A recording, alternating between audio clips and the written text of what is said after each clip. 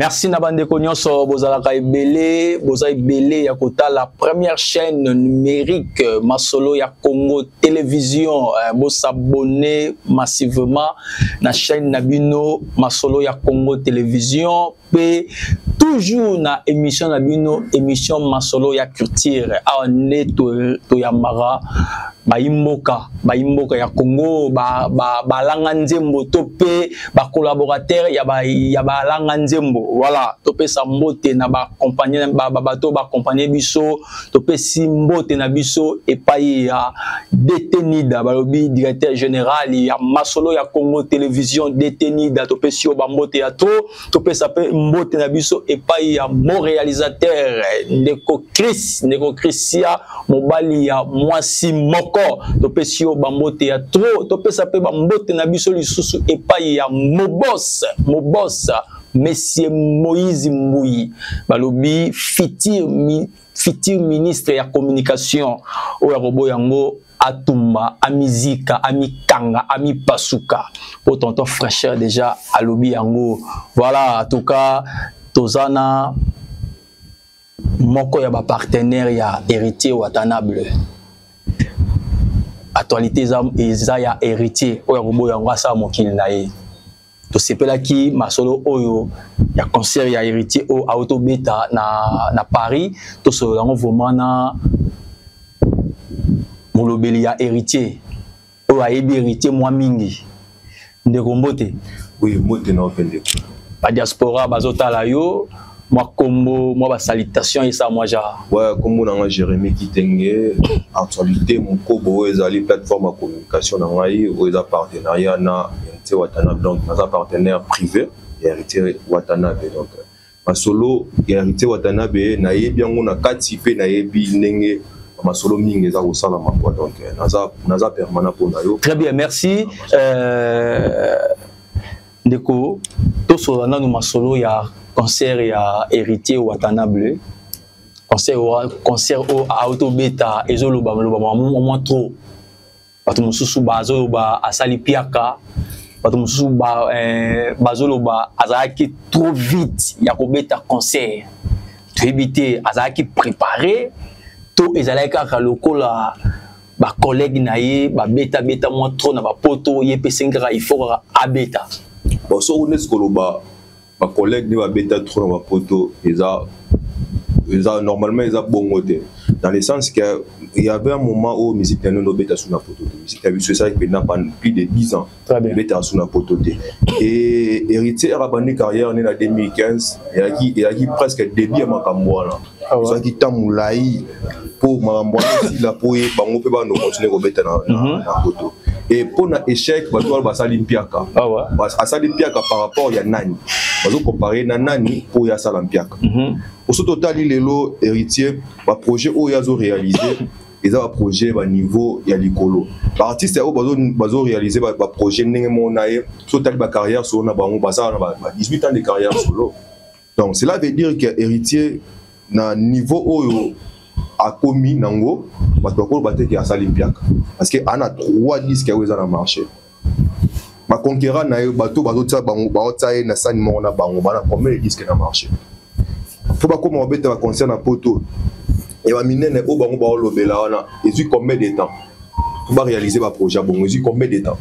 cela veut dire que héritier ba beta na le solampiaka té azaki peut précéder pour scène musicale de Beta Maki scène musicale et Beta Maki o eza juste deuxième partie. Très bien. 2026 ne bo mona ba projet à Sika. Ouais. Bo juger ne ba projet wana parce que ba musicien o bino bozo comparer ye na bango ba déjà baza déjà na ba beti ba disque international na bango. Donc cela veut dire que à part Congo, à part rumba, musique na bango et koti na ba horizon déjà mususu. Yango ça na bango moi kilo wana musique na bango moi ba nzemo na bango ba beti wa musique internationale moi trop héritier azo bimisa disque international na. Après tu retard ba projet o eroya liboso ya ba concert ne o juger na ba projet wana pour l'instant ba tu pas juger non héritier na Dôme de Paris dans le sens que héritier a réalisé Dôme de Paris. Tout ça quand on a 3 musiciens qui na Congo. Très bien. On a plus de 100 musiciens na Congo. Après héritier nana obeng sa foula bon. Azaki mais nabalobi bato nabazolo bato c'est-à-dire que l'homme de Paris est tonda quitté batia qui rideau na sima full wana izaki full muro masqué full muro ya lukuta mais soki vraiment ba place mususu ba image bazako zoate pour pia que ça maki bon ba kits mon ani wala ceux qui côté rideau mais kits montengue monana donc cela veut dire que ba rideau de héritier ayoki a petit concert au niveau likolo niveau où il a que artiste azobeta musique ça va résultat na ngwango ko ben ça déjà ba tuba sokola ba ça parfait ba ya makambu na yo na kilelo c'est pas facile hein c'est pas facile parce que tout le monde va concert rebeta avant héritier est-ce que au comparer ba résultat na ngona concert à Dôme de Paris héritier pour nous comparer lelo faut comparer kana famille na ferré les tout ça on ga lelo te héritier ba bazolo ba échec parce que baga bitu la bandi musique abandé maman bitumba na héritier concurrence na ferré na fali concurrence a fali na ferré et outi na ba orchestre na héritier bande ba guerre na ba orchestre bon ba avantage ya ko bimali boso ya ko réaliser makambo sous avant héritier mais héritier so tali na oki ranker alors bah je ne partirai jamais vaincu d'avance non si là na bango mais ranker et lo banyoso ma qualité na ye ndeza appui na ye et à force t'es pas mis côté ça na marché très bien donc makambu tout azo sala oyo eza étape par étape ba musicien oyo bato bazo comparer na héritier wana so tali na début de carrière na bango ba kino na ba 2 albums 3 albums ba beta no ba concert à plus de 2000 personnes te ba beta ngote ni Fali ni Ferré so tali ba Zénith de Paris na bango na ba Olympia et l'équipe a 1500 personnes te on a ngai ils attaquent le fanatisme on a ngai pour l'instant nous allons qui nous héritier azate nous réaliser non plus qu'héritier azate marquer ba carrière sur na bango wana ozo ba par rapport aux arana héritier watana beto ozo lo ba vraiment na logique ndenge masolo et d'autres sur statistique ba musiciens congolais tous les congolais et bien wa aibi ke o ya banda ki boye aza awa akende boye so tali na statistique héritier a eu en 2015 à côté de ba faire na ba fali de ba loni ba misi ça va disque ba succès donc au Lukaku nzelo okotate malgré fabriquer sa potaka vu qu'il y a un esprit ba musique na te ya on perdra pédale héritier ce quoi ça esprit ba musique dans le sens que akoma jamais allié à mutu voilà ya musicien moko songolo pakala jamais akoma allié na combat au musique héritier do bunda lelo eza combo ba musicien ba sa nsima na so ba tie poité bango ne mba osala ba des leaders au bazar liboso na bango wana au bazo même génération souci na bango eza tous les musiciens au bazar baye après bango ba comme balier na bango parce que l'unique est la seule personne au ti lelo andima makamwa tezaka héritier eza vision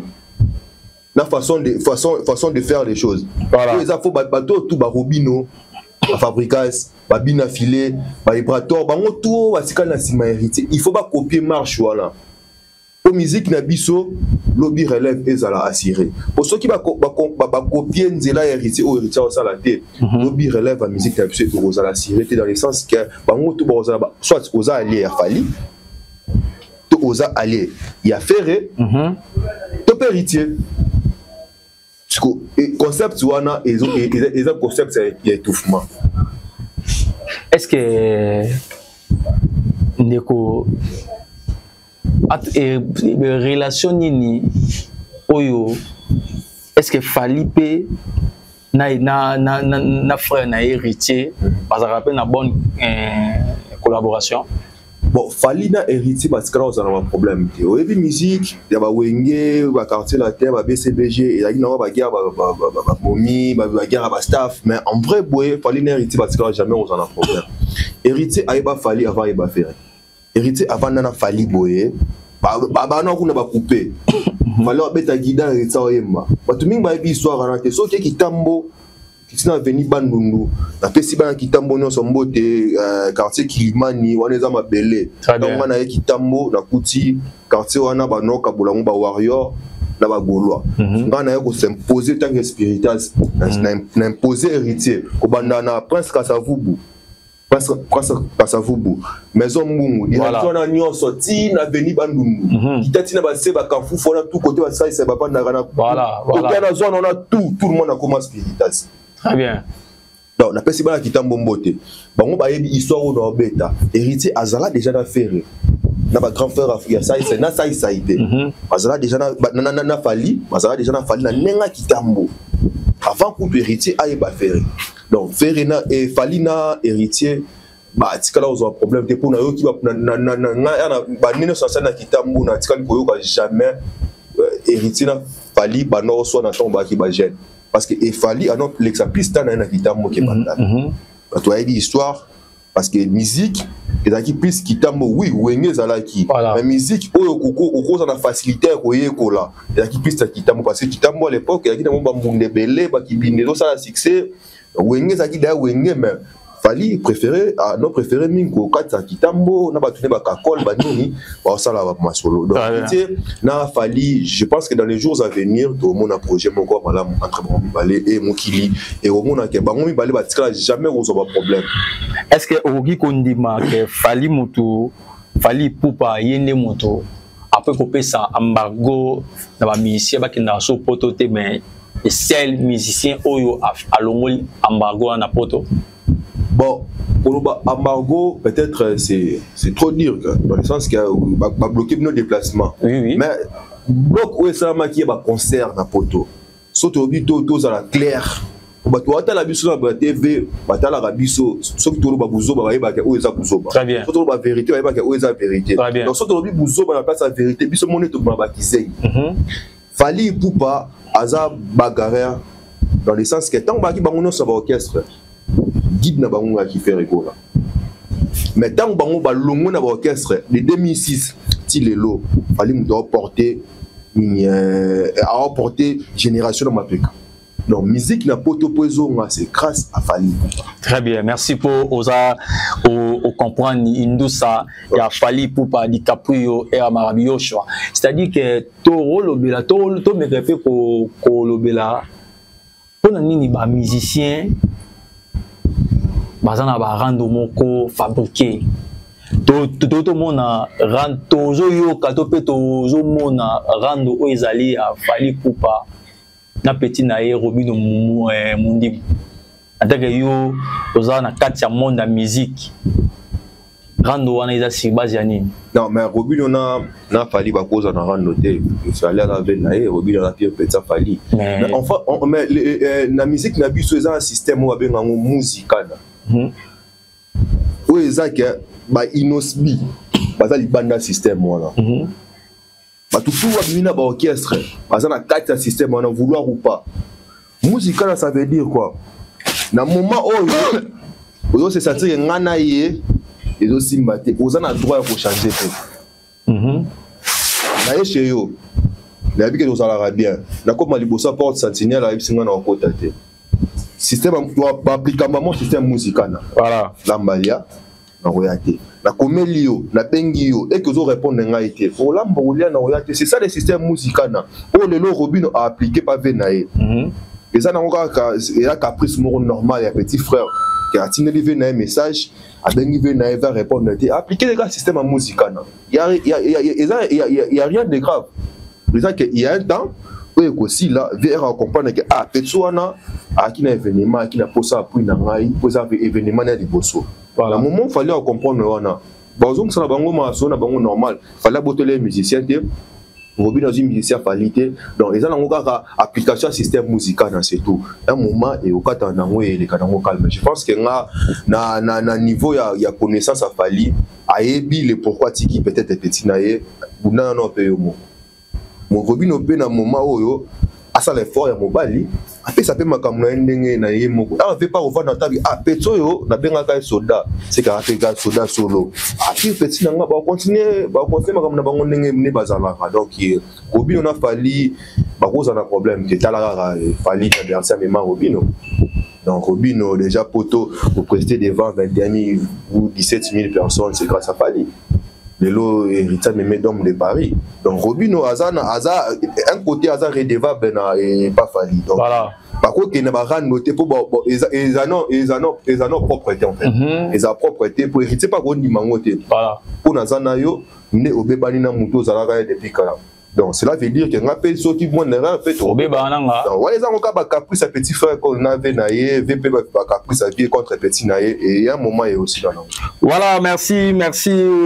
chers internautes, beau s'abonner massivement à la première chaîne numérique Masolo ya Congo Télévision, on appelle Simbo Tenangai et pas ya ba partenaire nyonso ya tonton fraîcheur, balobi madame Virginie,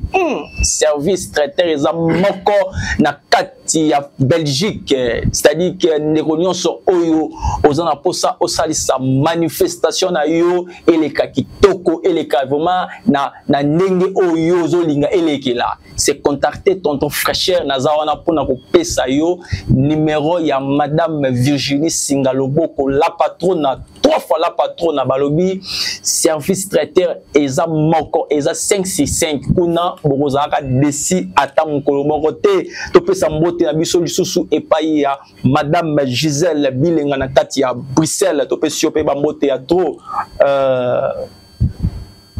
ndeko tongi to mekempe ko analyser likambo yo. Est-ce que héritier azala pressé ya olongwa maison mère to esenga kaka alongwa po a ça la orchestre naï. La histoire à maison mère musicien monta pour la relève. Ça a 15 ans. Même Ferré, ça a 15 ans, encore même pas 10 ans. Donc héritier a servi maison mère à niveau oyo. Attends, tout le monde côté dans l'entreprise, à cause ça service à bon service au héritier à la maison. Il était temps pour lui. Viage, na vision. Voilà. Na makamo bato bano c'est la fois à réaliser. Parce que héritier aza no comme roboé, balinga déjà makasi. Ah non orchestre. Voilà. Adana ba play, adana ba noko, ba patron, balinga kaye aza no orchestre. So bato wana tout wana bano zela ke un jour pe, muto biso to lingaka. Muto to mona reke no oyo akosa maramboé. Un jour pe face à maramnae. Moko. Yango mona ki na 2015 tant moment kokaki assez détaché na Werrason a gasa makamuna mais tout en restant na respect à Werrason. Voilà. Ce qui papa za posa nae ala la rawana. Na rawana so pa posa papa avec maka. So ki mwelo mobwe asala mona Werra. Toujours azaka toujours na sima Werra. Bato ba héritier bazonga maison mère. Héritier azanoga musicien maison ba comment comparer héritier le lama na chante. Mais ngana oseka. Héritier azonga maison mère pour asali. C'est maison mère n'engeza na maison mère. Na héritier na kati oza pour na roboma mouvement. C'est que fait pas zonga maison mère. Parce que héritier les lots na faire ce qui tout ça tout ici quand tu as déplace pas tu vas vendre bon bah vendre des sika moi na ba peser ndenge moko so tsana ba statistique au côté na YouTube au tel ba nombre d'abonnés ba chaîne YouTube na bango au moins que héritier soit à sa 3e chaîne ta 2e chaîne et ba artiste so qui na ba Instagram au moins que alekele kaka na moins nombre d'abonnés mais en vrai ba ça va même vie actualité héritier et vous a partagé néanmoins on a fait n'a fallu. Est-ce que na kachiote est-ce que héritier watana be peut sur vandi atala rapete en bazara bango nyonso na maison mère que afandi vraiment babi bambia kala nga vraiment na poto ya lisangu affaire gola ba JDT mulopé ba Emilia Alliance est-ce que vraiment azara vraiment reconnaissant ya ba viennae bon ngai Jérémy Kitengina ta on a un héritier à vivre na ba faire ba ta on a un héritier makamona comprendre na ba qui ensemble héritier à vivre na ba faire na contexte ya ba bien petit et ba on se ba ki ba artiste ce qu'on lobby que dans le sens que tant ba on se entre les collègues en notant que ba collègue ba banda liboso na ngai so batimbili sangu bataka pena batia soli alors bon déjà plusieurs fois dans l'émission faire étant bossa la care faire un autre piqué a piqué bango tout ba coller donc cela veut dire que travail au faire bana ko fournir et bana ko inspirer voilà bana ko inspirer dans le sens que ngapé faut na la boyer pour na boyer donc les exercices là c'est vrai na exercice là c'est vrai héritier ana otala emela ana otala la poste ana otala ferré mais bango pe bana otala ya retour parce que so otali ba vocal ba vocaux non c'est héritier mona ke ya eza makambo sika eza ba nzela o te alandi atika libongo non apesi a créer ba alignement nae voilà il y a otala bango ou apprécier musana bango ti lo apprécier musana bango.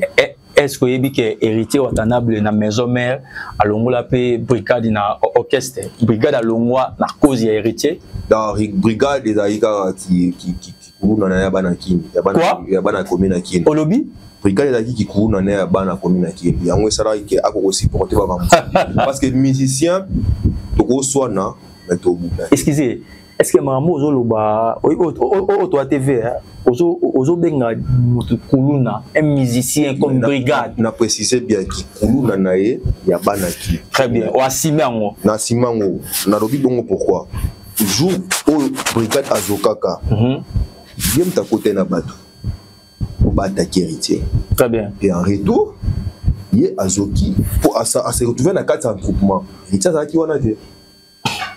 donc bato à côté na bango na bato masana ya commune ki na commune ki yango lobi na kuna na bango commune ki yango ba yaki na ona zamba playa yango pe bimisa ke zamba playa ti le lobi ma na wenge mais soki batikala ki bango mbale ba artiste je pense pas na niveau qualité au musala au regarde no fourni la maison mère encore au maison mère parce que sur la maison mère histoire à maison mère regarde az animateur va créer belé très bien donc qualité de travail au na go fournir héritier héritier qui vice-président de la maison mère oui mais population engete les melae population engete les melae comment yo la brigade mta simi animation à maison mère qui couruna na qui discipline na bango bana commune akini yango nem te longola bon na commune akini na kesi bana commune akini mbote ba garder du temple stade des martyrs inotu salam na ngwana mais ye na pas quoi ina ba kuna pemene ba pesine ba tse po vi que zamba playa eza pemene ya chibango so na comprendre bien brigade abazala mission ndenga za lelo azaka kuluna non ngala koloba bongo te yom to lobi angoti te na lobi te nga na kumbelika na makambo yo kumbeli makambo nga lobi nga na ebi passer ya brigade était avant les grands mais pourquoi obengi kuluna na lobi kuluna na bango ya commune akini au peut en général il y a en général pour auta kita ba ya kelibana akosa bango na établissement o eza sika o bakobunda kuluna donc ba to qualifier bino tout boza na bakuluna pour qui la police est aussi enquête ba bisi ba ko ba kuna ba uti a alors la brigade on l'a été on s'est fait na kati wana boye o se met trouble na établissement ici ka olia ka ici ko zo kwa très bien so que na ki bongo te ya ko ka ko peser te na niveau ko longola brigade ata mo brigade si me koli ba cri tout wana nini wana donc on peser lourd. Donc ceux qui courent na te o ba kota ki na kati zamba playa ngalonga maison mère tête ici quoi ngaza na maison peut-être utanga tika mukolo bango nyonso. Merci Ndeko Jérémy concert eleki asima concert tozela nini disque eza pété bozo boule nini to héritier akiva na poto a réfugié c'est-à-dire a boule na to azo yakini ngata qui partenaire d'information dans un angle parce que mouvement orchestre ça Francis Diba baza permanent pour makambo bango na ba fifisi wa sali bango ne baza bango ne mpena baza matière makasi kolekanga quoi ngata qui partenaire d'information dans Zorapa et Wata Dogan pour gâteau to ya Tembe l'homme le plus compliqué du monde arbitre en Côte d'Ivoire, je pense qu'ils ont fait un mois. Voilà. Ouais. Arbitre en Côte d'Ivoire. Et après, on a fois ça là, mais avant tout, faut la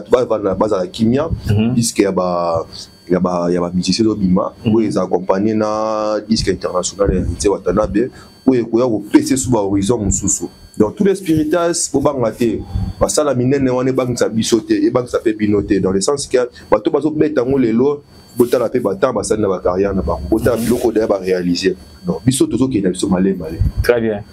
tout qui malé mais to réaliser des scopis très bien bato bazo agiter bazo s'agiter parce que to réaliser des mambango plus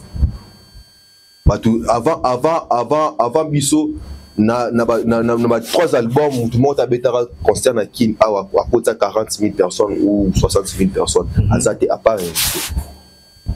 3 personnes on a fait Fally héritier 3 albums na terrain concert il y a 40 000 personnes ni Fally ni Ferré héritier à Salam 3 albums na terrain Dôme de Paris la scène musicale il y a plus de 6 000 personnes voilà Dôme de Paris peut-être qui tourne il y a plus de 5 000 personnes et na 3 musiciens wana na ba carrière na bango na 3 albums moi côté à Salon pas héritier donc héritier azo tande ba pa milai yango moni bato ba s'agiter ba taimba mona bisika mo ba taimba moko azala bongo da depuis kala ba petit nene so ne ba ina sima ne faut pas ça l'effort ba petit nene ba fabricage petit nene mususu ba robino ndibu ba bango to ba petit nene ba ina sima bango ba ko ça la guerre directement na Fally na faire été pourquoi parce que bazala ba master ba tikala jamais ko vanda boye ko solo là ba tikala jamais musuko lia lipato nini bazala ba master et on se mutu